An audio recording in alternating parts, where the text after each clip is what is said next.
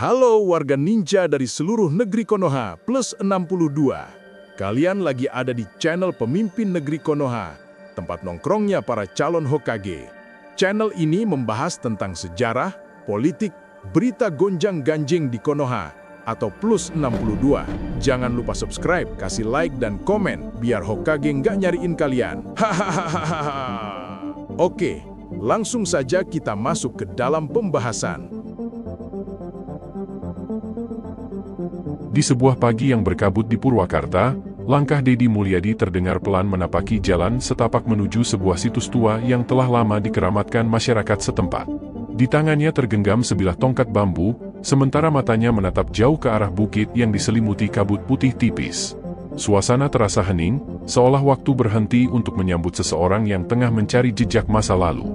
Kamera bergerak perlahan mengikuti langkahnya, merekam setiap detail suasana, angin berdesir, dedaunan berjatuhan, dan aroma tanah basah yang membawa kenangan tentang kejayaan Pajajaran. Bagi orang Sunda, Siliwangi bukan hanya nama raja, ia adalah simbol keseimbangan antara manusia, alam, dan leluhur. Ucapan itu membuka perjalanan panjang menuju pemahaman baru tentang sosok legendaris Prabu Siliwangi, raja besar yang konon tidak mati, melainkan moksa, lenyap ke alam gaib bersama seluruh pasukannya. Dari desa ke desa, nama Prabu Siliwangi selalu muncul dalam doa, dalam cerita pengantar tidur, bahkan dalam upacara adat. Warga percaya bahwa raja itu masih menjaga tanah Sunda, menuntun manusia agar tidak melupakan akar spiritualnya. Bagi Dedi, keyakinan itu bukan sekadar mitos. Ia adalah refleksi dari jiwa budaya yang belum terputus oleh modernitas. Kamera menyorot wajah para sesepuh desa yang bercerita tentang jejak harimau putih yang kadang muncul di tepi hutan. Mereka menyebutnya sebagai pertanda kehadiran sang raja. Kalau macan itu datang, berarti alam sedang bicara, kata salah satu kuncen sambil menatap ke arah gunung di kejauhan. Dedi mendengarkan dengan khusyuk, seolah memahami bahwa kisah-kisah rakyat ini adalah bagian penting dari jati diri Sunda yang harus dijaga. Di sela perjalanan, Dedi menelusuri prasasti dan batu-batu berlumut yang diakini peninggalan Pajajaran. Disinilah fakta sejarah dan kepercayaan mistik mulai bertemu.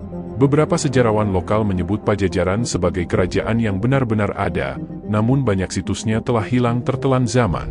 Meski begitu, dalam keyakinan spiritual, kerajaan itu tidak pernah benar-benar lenyap, ia hanya berpindah dimensi, dijaga oleh energi leluhur yang tak kasat mata.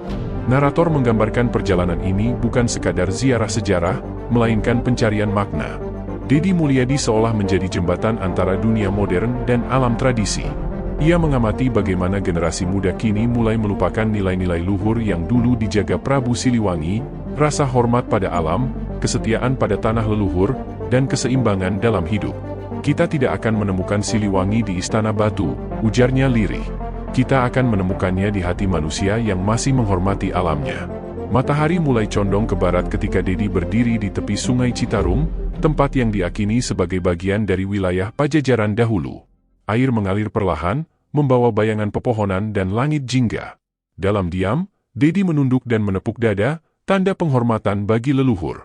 Kamera menyorot ekspresinya, penuh haru, tapi juga keteguhan. Ia tahu, perjalanan baru saja dimulai.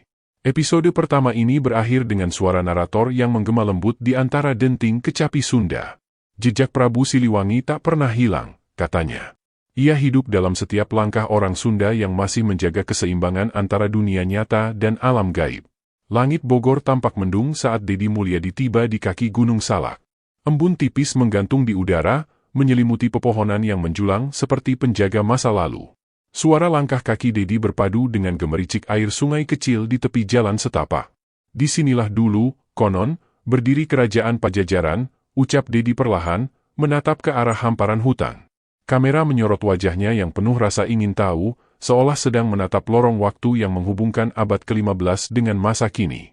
Narator menambahkan, kerajaan Pajajaran, pusat pemerintahan Prabu Siliwangi, kini hanya tersisa dalam batu, prasasti, dan legenda.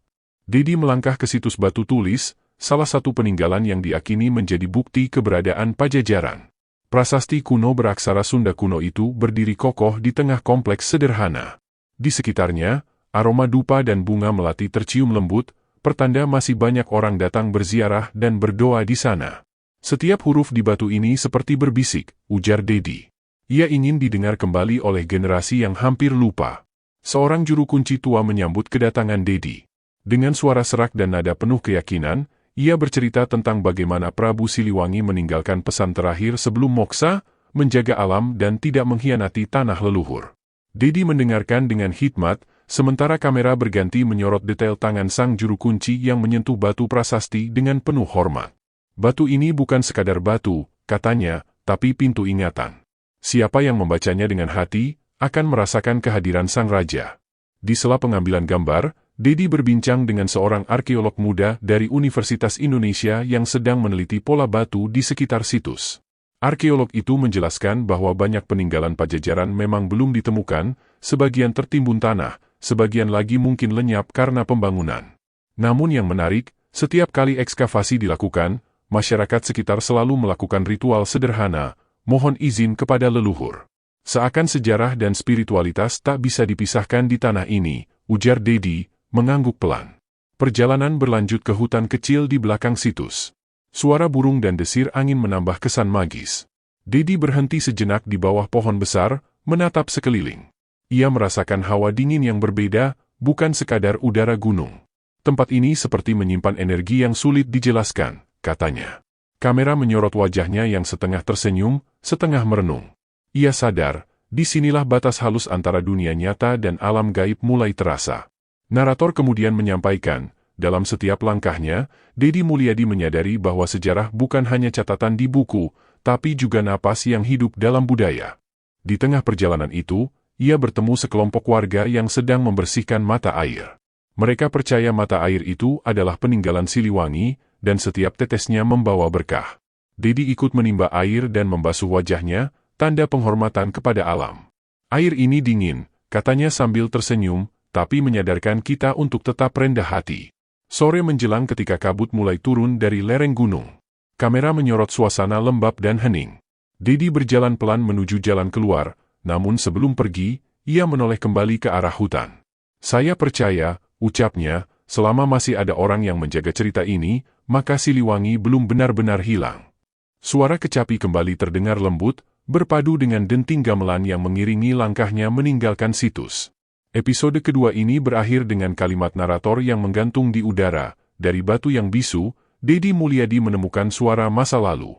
Tapi perjalanan baru saja dimulai, karena di balik kabut Gunung Salak, masih ada pesan yang belum sepenuhnya terungkap. Layar perlahan memudar, menyiapkan penonton untuk bab berikutnya. Perjalanan menuju suara dari alam gaib yang menanti di kedalaman hutan suci. Kabut pagi menutupi lereng Gunung Salak ketika Dedi Mulyadi melangkah perlahan menuju jalur pendakian yang jarang dilewati orang. Suara gemuruh halus terdengar dari kejauhan, seolah gunung itu sedang bernafas. Kamera mengikuti langkahnya yang menembus kabut putih, sementara narator membuka dengan suara lembut namun penuh misteri. Gunung Salak, bagi sebagian orang adalah tempat wisata alam, tapi bagi sebagian lainnya, ia adalah pintu menuju dunia yang tak terlihat. Inilah bab baru dari perjalanan Dedi Mulyadi. Pencarian jejak spiritual Prabu Siliwangi di antara dua dimensi, dunia nyata dan alam gaib. Di pos pertama, Dedi berbincang dengan penjaga hutan bernama Kimaman, lelaki paruh baya yang telah puluhan tahun menjaga kawasan itu. Dengan wajah serius, ia menceritakan kisah tentang para pendaki yang terkadang mendengar suara gamelan dari arah puncak, padahal tak ada siapapun di sana. Mereka bilang itu suara prajurit Pajajaran yang masih berjaga, ujar Kimaman sambil menatap kabut. Dedi tersenyum tipis, bukan karena tak percaya, tapi karena baginya setiap kisah selalu memiliki makna yang lebih dalam daripada sekadar misteri. Kamera lalu berpindah ke sebuah sungai kecil di kaki gunung. Dedi berjongkok, membasuh wajahnya dengan air yang dingin dan jernih. Air di sini terasa berbeda, katanya pelan.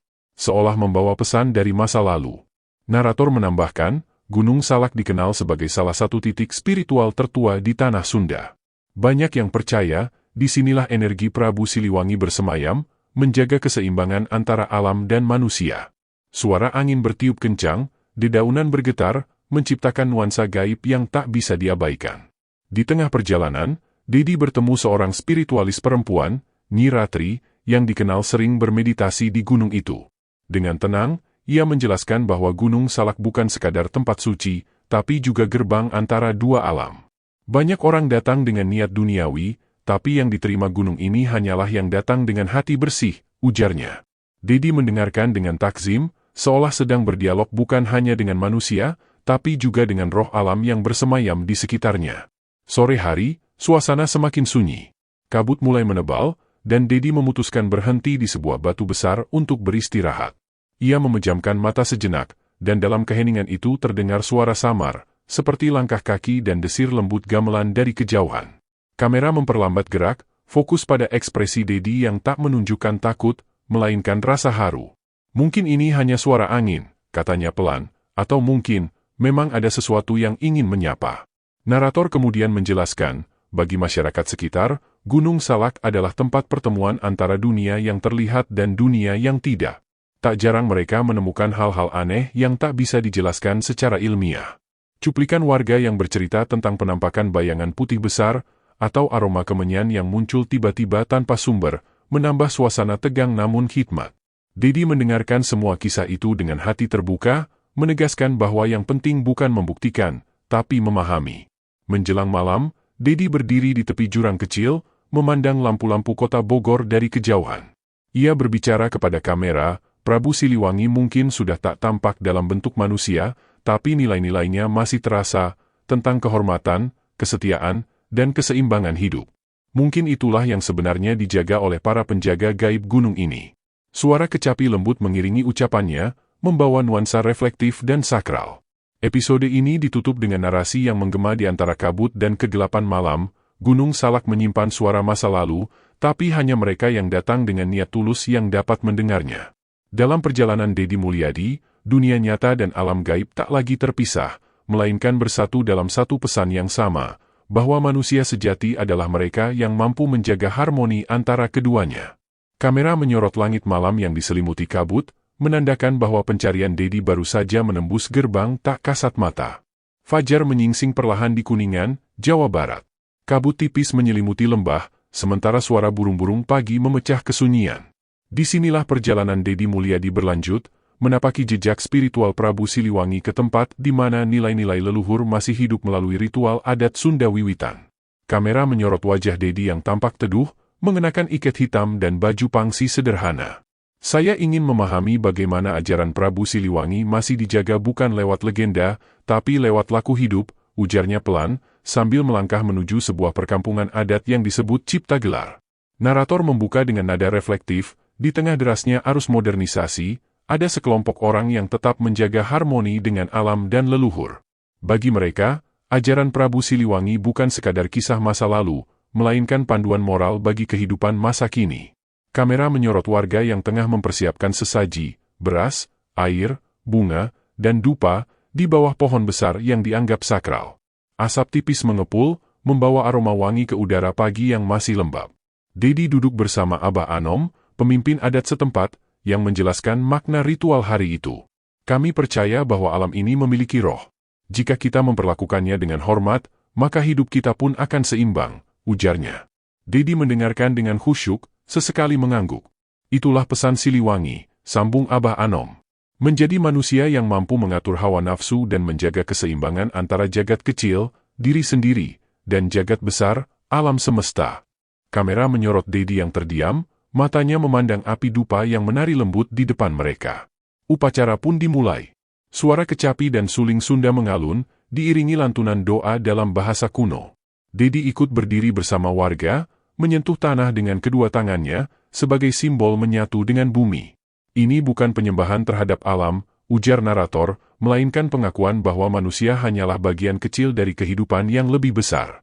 Beberapa warga tampak menitikkan air mata, tersentuh oleh makna spiritual yang begitu dalam.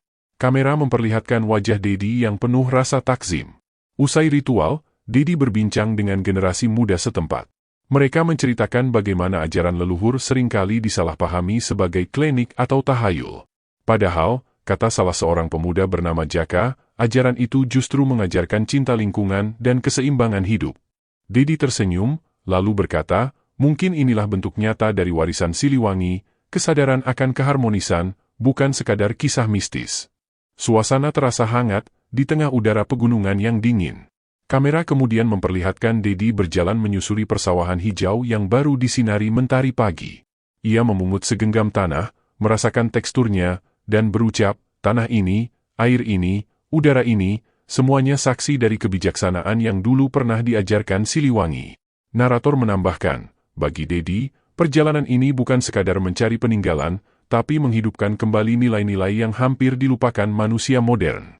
Menjelang siang, Dedi berpamitan dengan masyarakat adat. Sebelum beranjak, Abah Anom memberinya sehelai kain putih bertuliskan aksara Sunda kuno. Ini doa perlindungan, katanya. Selama kamu berjalan dengan niat baik, leluhur akan membimbingmu.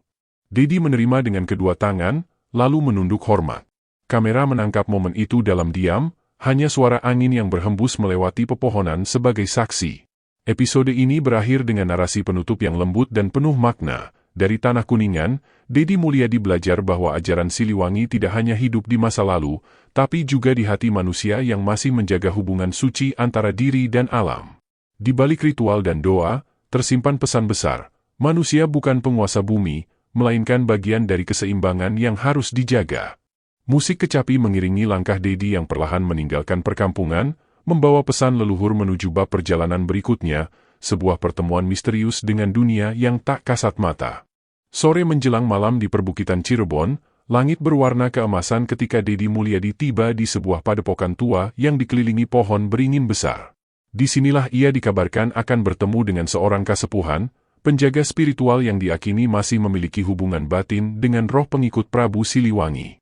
Kamera menyorot langkah Dedi yang tenang, namun matanya memancarkan rasa ingin tahu yang dalam. Saya sudah mendengar banyak tentang tempat ini, ujarnya lirih, katanya di sini, dunia manusia dan dunia gaib sering bertemu tanpa batas. Angin berembus lembut, membawa aroma dupa dan suara jangkrik yang semakin menambah suasana magis. Narator membuka dengan nada menegangkan namun penuh rasa hormat, perjalanan Dedi Mulyadi kini memasuki dimensi baru. Dari catatan sejarah dan ritual adat, ia kini melangkah ke ranah spiritual, mencoba memahami pesan yang datang bukan melalui naskah atau batu, melainkan lewat getaran hati dan bisikan alam gaib. Kamera memperlihatkan suasana padepokan yang remang, dengan beberapa lilin menyala di antara patung-patung tua dan sesaji bunga 7 rupa. Suara gamelan samar terdengar, seolah muncul dari balik pepohonan.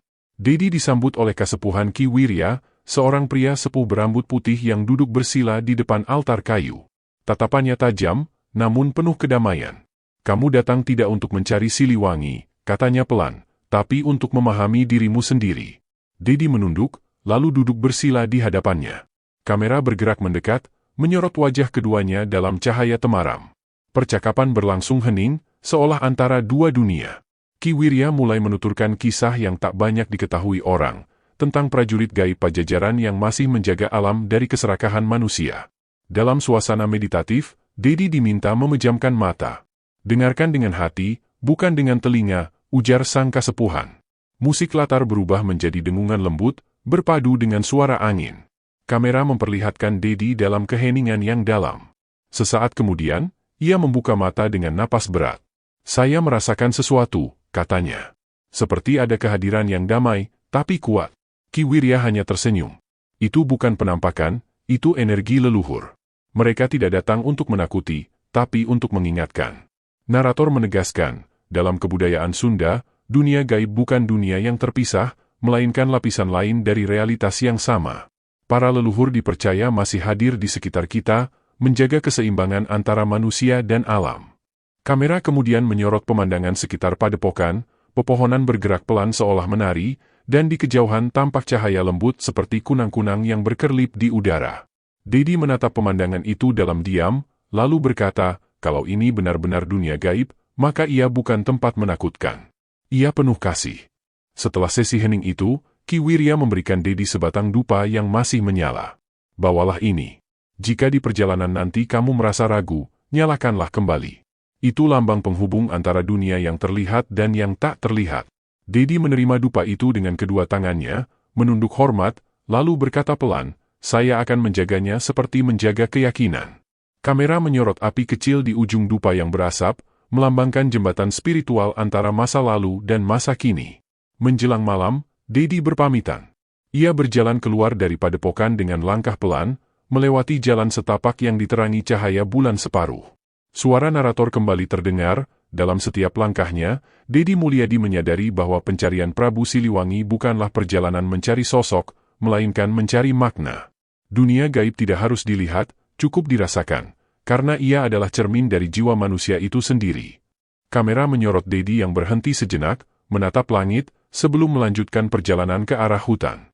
Episode ini ditutup dengan visual malam yang hening, diiringi suara kecapi lembut. Narator menutup dengan kalimat penuh makna. Ketika batas antara dunia nyata dan alam gaib mulai kabur, manusia diajak untuk kembali menengok ke dalam dirinya. Mungkin, disitulah sesungguhnya Prabu Siliwangi bersemayam, bukan di hutan, bukan di gunung, tapi di hati yang masih mengenal keseimbangan. Layar perlahan gelap, menandakan perjalanan Dedi akan memasuki bab baru yang lebih dalam, menelusuri rahasia hutan larangan peninggalan sang raja.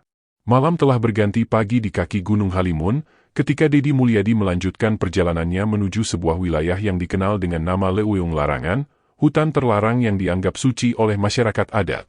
Jalan setapak tampak basah setelah hujan semalam, sementara kabut menggantung di antara batang pohon besar yang menjulang tinggi. Kamera mengikuti langkah Dedi yang berhati-hati, suaranya tenang namun bergetar oleh rasa hormat. Di tempat seperti inilah, batas antara dunia manusia dan alam gaib menjadi sangat tipis, ujarnya sambil menatap jauh ke dalam hutan yang sunyi, seolah mengundang penonton untuk ikut merasakan keheningan yang hidup. Narator membuka dengan suara berat dan penuh makna, Leuweung Larangan bukan sekadar hutan.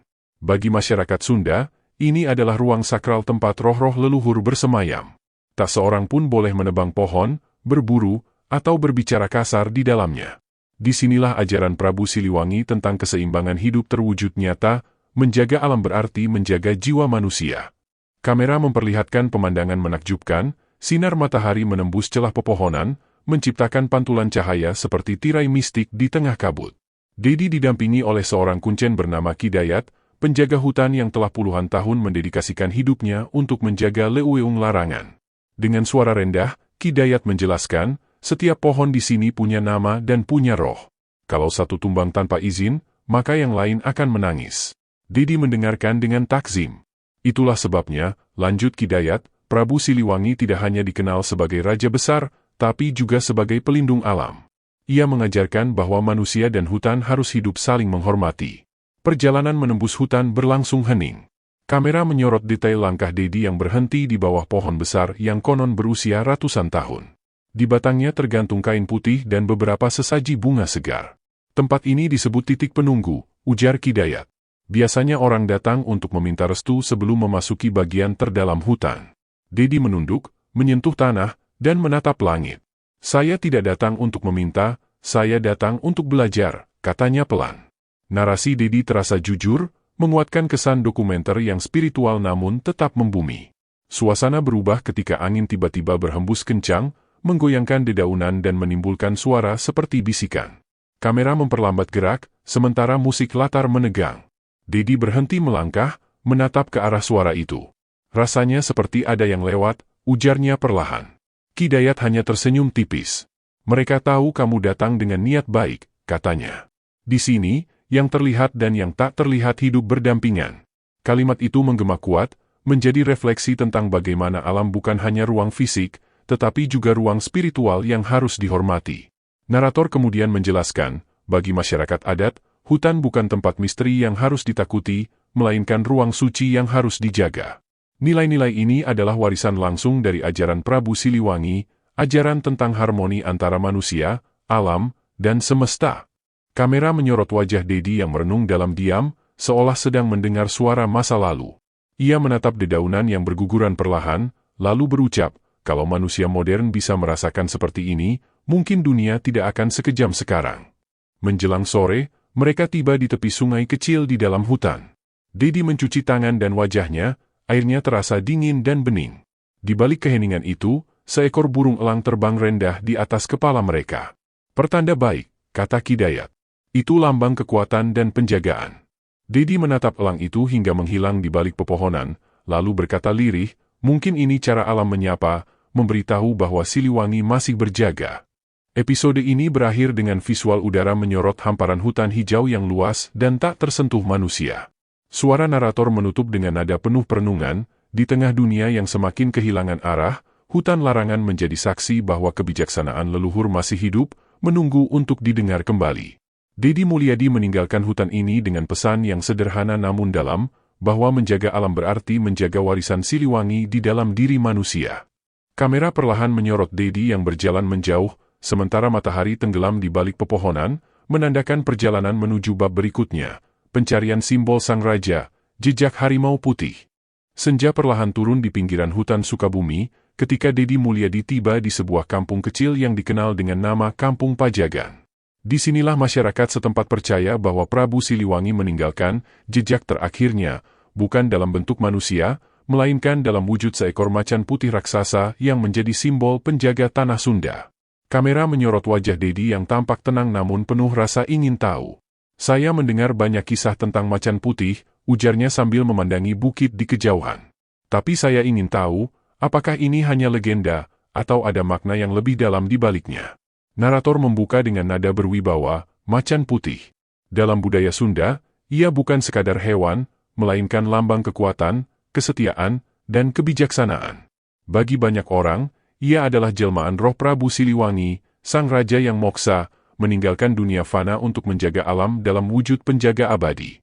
Kamera bergerak menyorot ukiran-ukiran batu dan lukisan kuno di dinding rumah adat, semuanya menggambarkan harimau putih yang tengah duduk tegak, matanya menatap tajam ke arah barat, arah di mana Pajajaran dahulu berdiri. Dedi kemudian bertemu dengan seorang seniman sekaligus juru pelestari budaya, Kang Adang, yang selama puluhan tahun meneliti simbol macan putih dalam kesenian Sunda. "Macan itu bukan binatang, tapi ajaran," katanya sambil menunjukkan topeng macan dalam pertunjukan tradisional. "Ia melambangkan manusia yang sudah menaklukkan hawa nafsunya, tapi tetap punya kekuatan melindungi."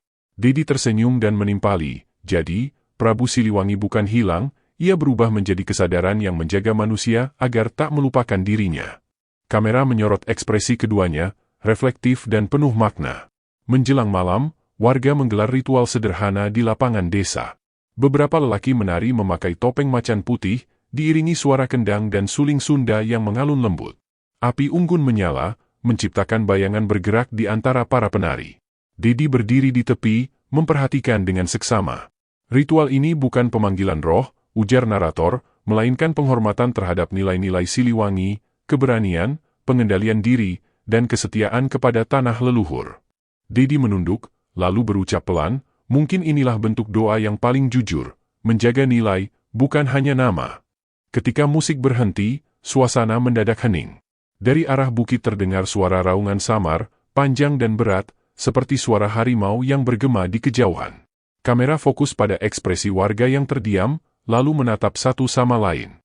Dedi ikut memandang ke arah sumber suara, tapi tak terlihat apapun kecuali kabut yang menutupi puncak bukit. "Mungkin itu hanya gema," kata salah seorang warga pelan. Namun Dedi tidak menjawab. Ia hanya tersenyum, seolah memahami bahwa di dunia ini, tidak semua yang nyata bisa dijelaskan, dan tidak semua yang gaib perlu ditakuti. Narator melanjutkan dengan nada tenang namun penuh makna, "Bagi masyarakat Sunda, Prabu Siliwangi bukanlah sosok yang mati. Ia berubah menjadi simbol kebijaksanaan abadi, sang macan putih yang menjaga keseimbangan alam dan manusia." Kamera memperlihatkan lukisan macan putih di dinding rumah adat yang diterangi cahaya obor, matanya seperti hidup dan berkilat lembut di kegelapan malam. Dedi berdiri di depannya, menatap dalam diam, lalu berkata lirih, "Mungkin inilah cara alam memberi tanda bahwa Siliwangi masih menjaga dengan caranya sendiri." Pagi hari berikutnya, Dedi mendaki bukit tempat warga sering melihat bayangan putih besar. Kamera mengikuti langkahnya yang perlahan, diiringi suara burung dan desir angin. Saat ia tiba di puncak, kabut menyelimuti sekeliling. Di tanah, tampak bekas jejak besar menyerupai cakar hewan, membekas di lumpur lembut. Dedi berjongkok, menyentuhnya perlahan. "Apakah ini jejak nyata, atau simbol?" tanya narator dengan nada reflektif. Dedi menjawab pelan, "Tak penting apakah nyata. Yang penting adalah pesan yang ditinggalkannya." Episode ini berakhir dengan Dedi berdiri di puncak bukit, dikelilingi kabut yang bergerak pelan. Suara narator menutup dengan kalimat penuh filosofi, "Macan putih bukan sekadar legenda, melainkan cermin dari jiwa manusia yang berani menaklukkan kegelapan dirinya sendiri." Dalam perjalanan ini, Dedi Mulyadi menyadari bahwa Prabu Siliwangi tidak sedang dicarinya di luar, melainkan sedang menunggu ditemukan di dalam hati yang masih menjaga harmoni. Kamera perlahan menyorot langit timur yang mulai terang, menandakan bab berikutnya, dialog dengan para penjaga, tempat di mana Dedi akan berbincang dengan para spiritualis Sunda yang menjaga warisan Siliwangi hingga hari ini. Pagi yang dingin menyelimuti kaki Gunung Salak. Kabut tebal menggantung di udara saat Dedi Mulyadi berjalan menyusuri jalan batu menuju sebuah padepokan tua yang dikenal dengan nama Pasanggerahan Siliwangi. Disinilah, menurut cerita warga, para penjaga spiritual Sunda berkumpul menjaga ajaran sang raja agar tidak punah ditelan zaman. Kamera menyorot langkah Dedi yang perlahan, diiringi suara narator, setelah menelusuri jejak Prabu Siliwangi di alam nyata dan simbol macan putih di dunia mitos. Kini Dedi Mulyadi datang untuk mendengar suara-suara yang menjaga warisan itu, bukan dari buku atau legenda, melainkan dari hati dan laku para penjaganya. Sesampainya di halaman padepokan, Dedi disambut oleh 3 orang kuncen berpakaian hitam sederhana dengan ikat kepala batik khas Sunda. Salah satunya, Ki Jembar, menyambut dengan senyum tenang. "Kami bukan ahli sejarah," katanya, "kami hanya penjaga napas yang diwariskan dari leluhur." Dedi menunduk hormat. Kamera menangkap gestur itu dengan slow motion, memberi kesan penghormatan yang mendalam. Narator melanjutkan, para penjaga ini bukan pemuka agama atau guru spiritual dalam pengertian modern. Mereka adalah pelaku-laku, menjalani hidup dengan prinsip keselarasan antara alam, manusia, dan roh leluhur. Di sebuah bel bambu terbuka, Ki Jembar mengundang Dedi duduk bersila. Asap dupa mengepul pelan, menciptakan suasana khusyuk dan tenang. "Prabu Siliwangi tidak pernah mati," ucap Ki Jembar perlahan. Beliau menitis dalam setiap manusia yang berbuat adil dan mencintai tanahnya. Dedi terdiam, lalu berkata, "Kalau begitu, Siliwangi bukan hanya sejarah, tapi cermin bagi masa depan." Ki Jembar mengangguk pelan. "Betul, selama masih ada yang mau menjaga nilai, Siliwangi masih hidup." Kamera menyorot wajah Dedi yang tampak tersentuh, lalu berpindah ke obor yang menyala di sudut ruangan, simbol cahaya ajaran yang tak pernah padam. Malam harinya, para penjaga melakukan ritual kecil yang disebut ngalap berkah Siliwangi. Mereka menyalakan lilin di sekitar batu besar yang disebut Watu Layung, dipercaya sebagai tempat bertapa para leluhur. Dedi ikut duduk di antara mereka. Narator menjelaskan, ritual ini bukan pemujaan, tetapi bentuk penghormatan terhadap ajaran leluhur yang menuntun manusia agar tidak melupakan jati dirinya. Suara seruling bambu mengalun pelan, dan Dedi menutup mata, mencoba meresapi setiap getar doa yang diucapkan dalam bahasa Sunda kuno. Tiba-tiba, salah satu penjaga, Nyi Ratmi, seorang perempuan tua dengan sorot mata tajam, berkata pelan, "Kadang yang kita cari di luar, sebenarnya sedang menunggu di dalam diri." Dedi membuka mata, menatapnya. "Maksud Nyi?" tanya Dedi lembut. "Kau mencari Siliwangi di gunung, di hutan, di jejak harimau," jawab Nyi Ratmi. "Tapi Siliwangi sejatinya hidup dalam kesadaran, dalam keberanian menjaga kebenaran dan kesetiaan pada bumi." Kalimat itu bergema di ruang hening, membawa penonton merenung bahwa pencarian spiritual sejati tak pernah berakhir di tempat, tapi di hati manusia sendiri. Keesokan paginya, Dedi diajak melihat sumber mata air yang mengalir di belakang padepokan. Airnya bening dan terus mengalir tanpa henti, bahkan di musim kemarau. "Ini disebut Cai Kahuripan, air kehidupan," ujar Ki Jembar. "Dulu Prabu Siliwangi sering bermeditasi di sini. Air ini melambangkan ketulusan dan kebersihan hati." Dedi mencelupkan tangannya, lalu berkata, "Kalau air ini berhenti, mungkin manusia sudah terlalu jauh dari ajarannya." Kamera memperlihatkan percikan air yang jatuh pelan ke bebatuan, menambah efek visual yang menenangkan sekaligus sakral. Narator menegaskan kembali, dalam setiap tetes air dan setiap hembusan angin, para penjaga menemukan makna hidup yang ditinggalkan oleh Prabu Siliwangi. Bagi mereka, menjaga ajaran bukan berarti terikat pada masa lalu, tetapi menghidupkan kebijaksanaan itu di masa kini. Kamera memperlihatkan Dedi menatap matahari pagi yang muncul di balik pepohonan, dengan ekspresi yang lebih tenang, seolah telah menemukan makna baru dalam perjalanannya. Episode ini ditutup dengan narasi reflektif, perjalanan Dedi Mulyadi bersama para penjaga membuka tabir ketiga dari jejak Siliwangi, bahwa kekuatan sejati bukan pada wujud atau legenda, tapi pada nilai yang diwariskan. Dunia nyata dan alam gaib hanyalah dua sisi dari cermin yang sama, di mana manusia belajar untuk mengenal dirinya. Kamera memperlihatkan Dedi berjalan meninggalkan padepokan sambil mengucapkan kalimat penutup, "Selama kita masih setia menjaga harmoni, Siliwangi tak akan pernah hilang." Musik Sunda mengalun lembut, mengantar penonton menuju bab selanjutnya, pesan dari alam dan pertanda masa kini. Angin berembus lembut dari arah pegunungan ketika Dedi Mulyadi tiba di sebuah lembah di daerah Subang, tempat yang dikenal masyarakat sebagai Tanah Layu, sebuah kawasan yang dipercaya memiliki hubungan langsung dengan alam penyeimbang, ruang di mana manusia dapat mendengar pesan dari alam. Setelah bertemu dengan para penjaga spiritual di Gunung Salak, kini langkah Dedi beralih untuk memahami bagaimana ajaran Siliwangi hidup melalui tanda-tanda alam. Kamera menyorot bentang sawah hijau, aliran sungai yang berliku, dan pepohonan tua yang berdiri seperti penjaga waktu. Suara narator membuka dengan tenang, Prabu Siliwangi mengajarkan bahwa alam bukanlah benda mati. Ia adalah guru, yang berbicara kepada mereka yang mau mendengarkan. Dedi berhenti di tepi sungai yang airnya jernih, memperhatikan seekor burung bangau yang berdiri diam di tengah aliran air. Dari dulu orang Sunda percaya, alam selalu memberi tanda, katanya. Kalau air mulai keruh, kalau angin berhenti bertiup, itu bukan kebetulan. Itu peringatan. Kamera memperlihatkan warga sekitar yang sedang membersihkan saluran air secara gotong royong. Seorang lelaki tua, Abah Lurah, menjelaskan, kami tidak berani sembarangan menebang pohon di sini. Kalau satu tumbang, bisa ada bencana. Itu sebabnya kami percaya, Prabu Siliwangi masih menjaga dari balik alam. Kata-katanya sederhana, namun terasa kuat, menunjukkan hubungan emosional dan spiritual masyarakat dengan tanah yang mereka pijak. Narator melanjutkan, dalam pandangan Sunda Wiwitan, alam dan manusia tidak terpisahkan. Ketika manusia merusak alam, ia sesungguhnya sedang mencederai dirinya sendiri.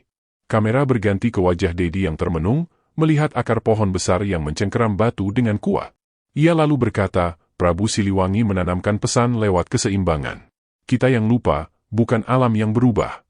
Ucapannya disertai gambar montase banjir, longsor, dan kebakaran hutan, seolah menegaskan bahwa tanda-tanda yang dulu dianggap mitos kini menjadi realitas yang menegur.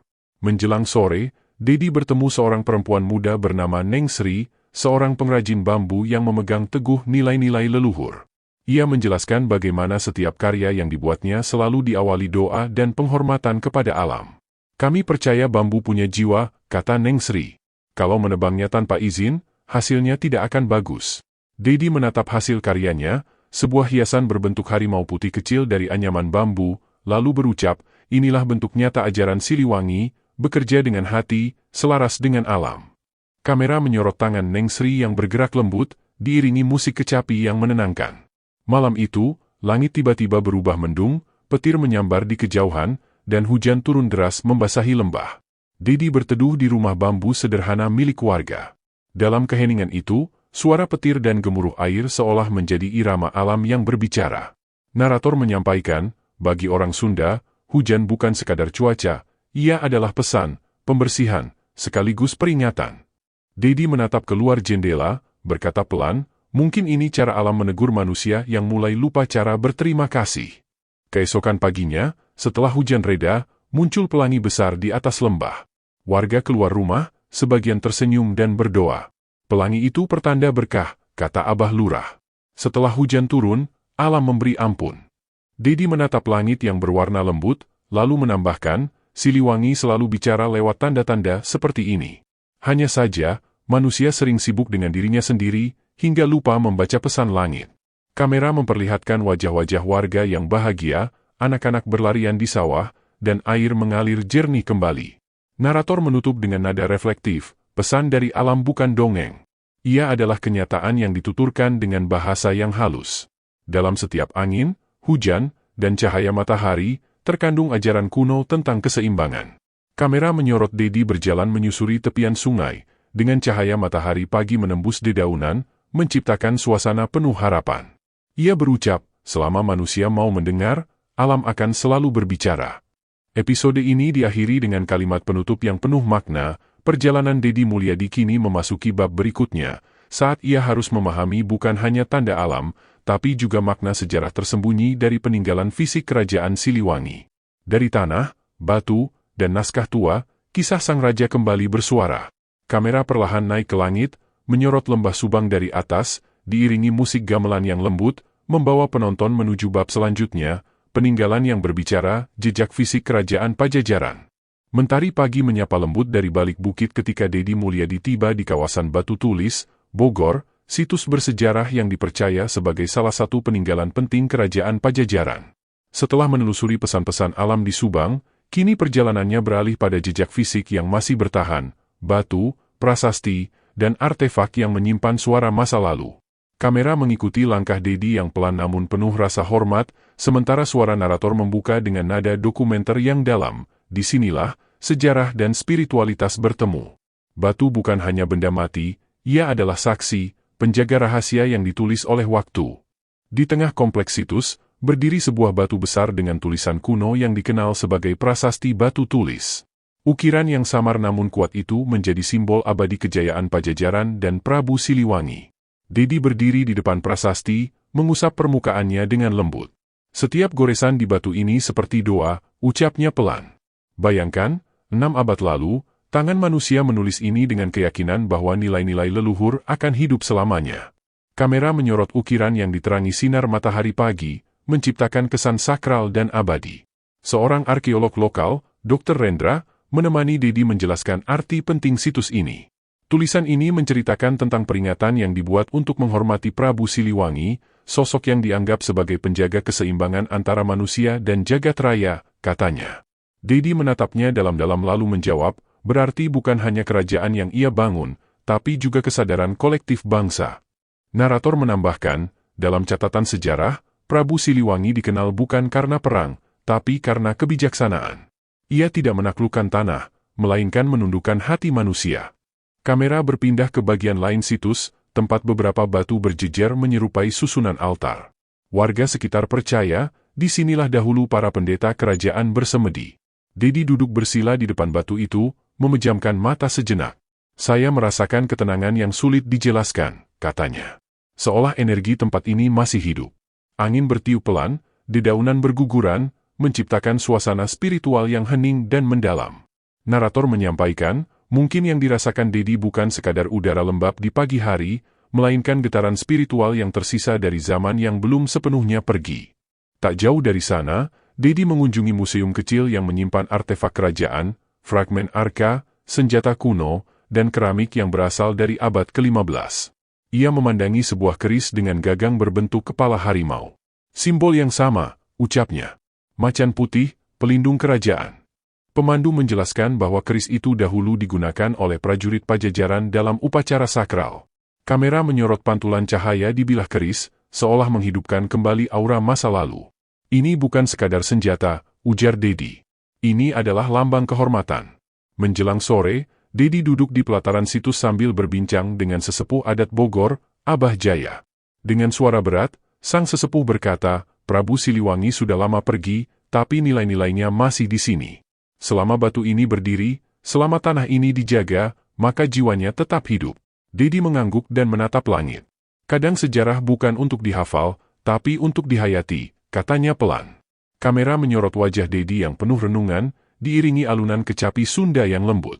Narator kemudian menegaskan makna dari perjalanan ini, peninggalan fisik seperti batu tulis bukan sekadar bukti sejarah, melainkan jembatan antara generasi. Dari batu inilah manusia belajar bahwa kebesaran sejati bukan diukur dari kekuasaan, tapi dari warisan nilai dan kesadaran. Kamera bergerak menyorot detil batu, dari ukiran halus hingga retakan kecil yang menjadi saksi berabad-abad perjalanan waktu. Cahaya sore membuatnya tampak seolah berpendar lembut. Episode ini berakhir dengan pemandangan udara yang menyorot kawasan batu tulis dari atas, sementara narator menutup dengan nada reflektif, jejak Siliwangi tidak hanya tersisa dalam legenda atau doa, tetapi juga dalam batu, tanah, dan hati manusia yang mau mendengarnya. Dedi Mulyadi meninggalkan tempat ini dengan kesadaran baru, bahwa sejarah sejati bukan untuk disembah, melainkan dijaga dan diwariskan. Kamera memperlihatkan Dedi berjalan perlahan meninggalkan situs, dan di kejauhan, matahari tenggelam di balik Gunung Salak, memberi tanda perjalanan berikutnya, babak baru, menyatu dengan warisan Siliwangi. Senja menyelimuti langit Jawa Barat ketika Dedi Mulyadi melanjutkan perjalanannya ke kawasan Ciamis, tempat legenda terakhir Prabu Siliwangi dikisahkan berakhir, di hutan mistik yang disebut Gunung Padang Kuda. Setelah menapaki jejak fisik kerajaan di batu tulis, kini Dedi menelusuri babak yang lebih dalam, peristiwa Moksa Sang Raja, ketika Prabu Siliwangi meninggalkan dunia fana dan memasuki alam abadi. Kamera membuka dengan pemandangan lembah hijau yang luas, kabut perlahan turun, sementara suara narator yang berat mengalun. Disinilah, konon, Raja Besar Pajajaran menghilang, bukan mati, melainkan kembali menjadi bagian dari semesta. Dedi berjalan diiringi seorang pemandu spiritual bernama Ki Sukma, sosok yang dikenal menjaga kawasan ini sejak muda. Dengan langkah tenang, Ki Sukma menuntunnya menyusuri jalan sempit yang diapit pepohonan tua. Banyak yang datang ke sini mencari jasad Siliwangi, ujarnya. Padahal yang hilang bukan tubuhnya, tapi kesadarannya, beliau telah menjadi cahaya. Dedi mendengarkan dalam diam, menatap hutan yang dipenuhi suara serangga malam. Mungkin benar, katanya pelan, Siliwangi tidak pergi. Ia hanya bertransformasi menjadi penjaga yang tak terlihat. Kamera memperlihatkan mereka tiba di sebuah batu besar menyerupai singgasana, dikenal masyarakat sebagai Batu Sang Raja. Disinilah warga sering datang untuk berdoa, menyalakan dupa, dan memohon perlindungan. Dedi duduk bersila di depan batu itu. Rasa-rasanya tempat ini masih menyimpan napas masa lalu, ucapnya. Narator menyambung, dalam tradisi Sunda, moksa bukanlah kematian. Itu adalah puncak perjalanan spiritual, saat seseorang menyatu dengan alam dan meninggalkan ego duniawi. Kamera menyorot Dedi yang menunduk, matanya terpejam seolah mencoba mendengarkan bisikan zaman. Malam semakin larut, dan suasana berubah hening. Hanya suara angin dan gemerisik daun yang terdengar. Dedi memejamkan mata lebih dalam, sementara Ki Sukma mulai melantunkan mantra kuno dalam bahasa Sunda Buhun. Tiba-tiba, hembusan angin kuat datang, membuat dedaunan berputar di sekeliling mereka. Kamera memperlambat gerak, suasananya mistik, tetapi tetap terasa damai. Di sini, kata narator, antara yang terlihat dan yang tak terlihat menjadi satu. Inilah dunia Siliwangi, dunia keseimbangan antara manusia dan semesta. Setelah keheningan panjang, Dedi membuka mata. Saya seperti melihat bayangan harimau putih di kejauhan, katanya lirih. Ki Sukma hanya tersenyum. Itu bukan bayangan, tapi simbol penjagaan. Tanda bahwa roh Siliwangi masih hidup di alam ini. Kamera menyorot langit yang perlahan diterangi bulan purnama. Siluet pepohonan menciptakan bayangan menyerupai seekor harimau yang berbaring tenang di tanah. Dedi berdiri, lalu berucap, mungkin inilah cara alam menunjukkan bahwa warisan itu belum hilang. Keesokan harinya, Dedi berbicara dengan beberapa warga yang tinggal di sekitar kawasan itu. Mereka bercerita tentang kejadian-kejadian aneh, suara auman di malam hari, kilatan cahaya putih di tengah kabut, atau hembusan angin hangat saat mereka berdoa. Kami tidak takut, kata seorang warga tua. Kami justru merasa dilindungi. Narator menjelaskan, cerita seperti ini bukan sekadar mitos. Ia adalah ekspresi kepercayaan masyarakat terhadap harmoni yang dijaga leluhur mereka. Dalam setiap kisah gaib, tersimpan pesan tentang moral, keseimbangan, dan penghormatan terhadap kehidupan. Sore itu, Dedi berdiri di puncak bukit kecil yang menghadap ke lembah luas di bawahnya. Ia menatap jauh, dengan ekspresi campuran antara kagum dan takjub.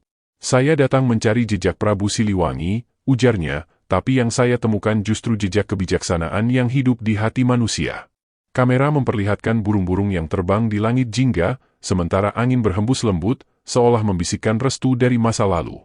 Episode ini ditutup dengan narator yang berbicara pelan namun penuh makna. Moksa bukan akhir, ia adalah awal dari kehidupan baru dalam dimensi yang berbeda. Prabu Siliwangi tidak pernah pergi. Ia ada di hutan yang dijaga, di air yang mengalir, di hati manusia yang masih mencintai bumi. Kamera menyorot Dedi yang menunduk hormat ke arah Batu Sang Raja, lalu berjalan menuruni bukit dengan langkah mantap. Musik Sunda mengalun lembut, sementara teks muncul di layar, bab selanjutnya, keturunan Siliwangi, penjaga nilai di zaman modern. Pagi yang teduh menyelimuti kawasan Cirebon ketika Dedi Mulyadi tiba di sebuah kampung tua bernama Kampung Nyalindung. Setelah menelusuri kisah moksa Prabu Siliwangi di Gunung Padang Kuda, kini ia beralih mencari jejak keturunan dan penerus ajaran Sang Raja, mereka yang disebut masyarakat sebagai anak Batara, atau penjaga nilai Siliwangi di zaman modern. Kamera membuka dengan gambar suasana pedesaan yang damai, sawah menghijau, suara ayam berkokok, dan anak-anak berlari di jalan tanah. Narator membuka dengan nada hangat, meski kerajaan telah lama runtuh, darah dan ajarannya masih mengalir, bukan dalam kemewahan istana, tapi dalam kehidupan sederhana masyarakat yang mewarisi kebijaksanaan leluhur. Dedi disambut oleh seorang tokoh adat bernama Raden Arya Wiradipraja, yang dipercaya masih memiliki garis keturunan langsung dari Prabu Siliwangi. Ia hidup sederhana, berpakaian biasa, dan tinggal di rumah kayu yang dikelilingi pohon mangga. Kami tidak menganggap diri bangsawan, ujar Raden Arya sambil tersenyum. Kami hanya penjaga pesan. Siliwangi bukan soal darah, tapi soal sikap hidup. Dedi menatapnya penuh rasa hormat. Jadi keturunan sejati bukan yang lahir dari darah, tapi yang hidup dengan ajaran, katanya. Kamera menyorot wajah keduanya dalam cahaya pagi yang lembut, menggambarkan kesinambungan antara masa lalu dan masa kini. Narator melanjutkan, dalam pandangan para keturunan Siliwangi, warisan terbesar bukanlah tahta atau harta, melainkan dharma, pengabdian kepada manusia dan alam. Raden Arya lalu membawa Dedi ke sebuah lewit, lumbung padi, yang selalu dijaga dan dirawat dengan penuh ritual. Setiap panen, kami tidak lupa berterima kasih pada bumi, katanya. Ini ajaran leluhur, manusia boleh mengambil dari alam, tapi harus memberi kembali. Kamera memperlihatkan tangan Dedi yang ikut menabur beras ke tanah, diiringi doa adat yang dilantunkan dalam bahasa Sunda Buhun. Siang hari, Dedi diajak bertemu dengan generasi muda kampung.